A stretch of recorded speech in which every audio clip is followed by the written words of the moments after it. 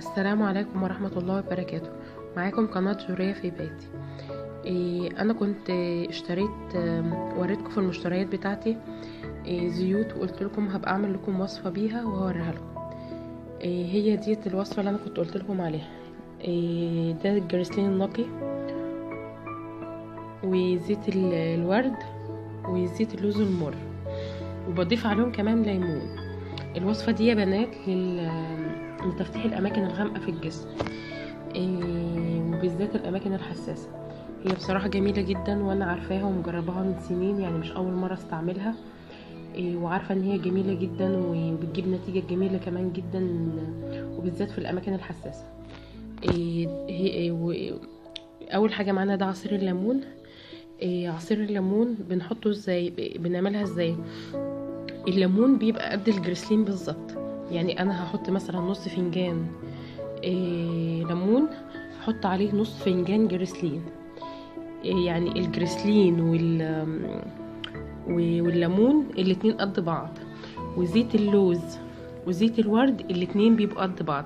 يعني مثلا انا هعمل نص فنجان ليمون، هيبقى ربع فنجان زيت لوز، وربع فنجان زيت ورد. ابدا معاكم بسم الله. اول حاجه هحطها ادي الليمون،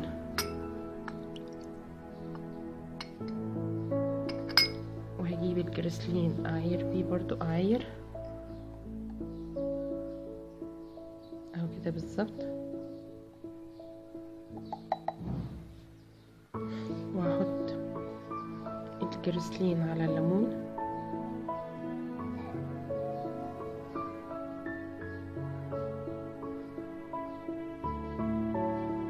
وهحط زيت الورد ربع فنجان كده، وهحط زيت الورد،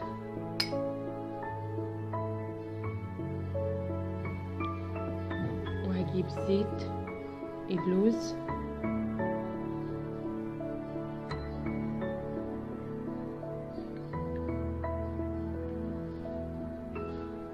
اهوت.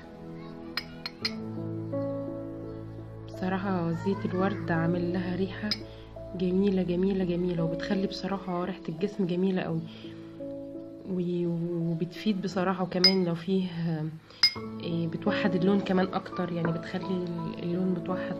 هي اهيت، وبقلبهم كده مع بعض.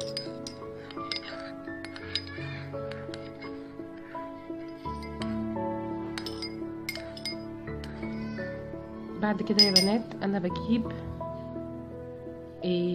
ازازة الجريسلين دي بفضيها. بعد كده بعد ما بفضيها بجيبها، هفضيها وهرجع اوريها لكم. اهيت يا بنات بعد ما فضيتها اهي، انا فضيتها بس هي مطرح الجريسلين عادي مفيش مشكله. هاخد بقى الوصفه بتاعتنا وهبدا اصبها في قلب الازازه. بسم الله اهوت، انا فضيتها اهوت. ديت البليه بتاعتها، هاخدها اهيت لو واضحه، ادي البليه بتاعتها، هغطيها واوريها. انا عبيتها وغطيتها بالبليه بتاعتها اهيت يا بنات. باخدها بعد كده احطها في الفريزر لمده 3 ايام، ما بطلعهاش قبل 3 ايام عشان خاطر الزيوت بالليمون تندمج مع بعض. بعد كده بستعملها بقى عادي، بتبقى جميله بصراحه، وبتفتح جدا الاماكن الحساسه، وبتخليها زيها زي اي لون من البشره بتاعتك. بصراحه هي جميله يا بنات. لو عجبكم الفيديو ما تنسوش تعملوا اشتراك للقناه ولايك. والسلام عليكم ورحمه الله وبركاته.